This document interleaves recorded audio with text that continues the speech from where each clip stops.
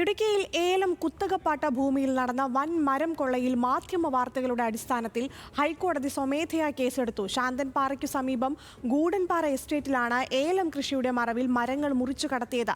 2 വർഷങ്ങളിലായി 200 മരങ്ങൾ മുറിച്ചു എന്നാണ് വനം വകുപ്പിന്റെ കണക്ക്.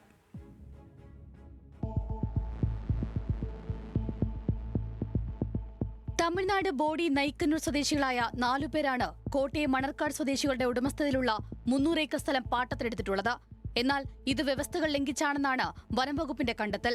സ്റ്റാമ്പ് ഡ്യൂട്ടിയിലടക്കം തട്ടിപ്പ് നടത്തിയിട്ടുണ്ടെന്നും 1.25 കോടി രൂപയുടെ പാട്ടക്കരാർ എഴുതിയിരിക്കുന്നത് വെറും 500 രൂപയുടെ മുദ്രപത്രത്തിലാണെന്നും കണ്ടെത്തി.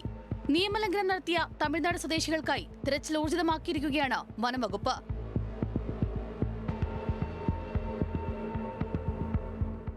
പട്ടയഭൂമിയിലെ മരങ്ങൾ മുറിക്കാൻ നിയമപരമായ അനുമതിയില്ലാതിരുന്നിട്ടും വൻതോതിലുള്ള മരം കൊള്ളയാണ് നടന്നത്. ശാന്തൻപാറ ഗൂഡൻപാറ എസ്റ്റേറ്റിലെ അപൂർവ മരങ്ങൾ ഉൾപ്പെടെയാണ് ഇവർ മുറിച്ചു മാറ്റിയത്. പ്രദേശത്ത് വ്യാപകമായി മണ്ണെടുത്ത് അനധികൃത നിർമ്മാണവും നടത്തിയിട്ടുണ്ട്. 1.5 വർഷത്തിനിടെ അപൂർവ മരങ്ങൾ മുറിച്ചു നീക്കിയതിനും സ്വാഭാവിക നീരൊഴുക്ക് തടസ്സപ്പെടുത്തി വൻ കുളങ്ങൾ നിർമ്മിച്ചതിനും ഇവർക്കെതിരെ കഴിഞ്ഞ ദിവസം 3 കേസുകൾ കൂടി രജിസ്റ്റർ ചെയ്തിരുന്നു. കേസ് വകവയ്ക്കാതെയാണ് നിർമ്മാണ പ്രവർത്തനങ്ങൾ തുടരുന്നത്. 65 മരങ്ങൾ മുറിച്ചതിന് 2025-ലാണ് ആദ്യ കേസ് രജിസ്റ്റർ ചെയ്തത്. പിന്നീട് 134 മരങ്ങൾ മുറിച്ചതിനും കുളങ്ങൾ നിർമ്മിച്ചതിനും മറ്റൊരു കേസ്. ഈ വർഷം 39 മരങ്ങൾ മുറിച്ചതിനും 75 മരങ്ങളുടെ വേരുകൾ നശിപ്പിച്ചതിനുമാണ് കേസ് രജിസ്റ്റർ ചെയ്തത്.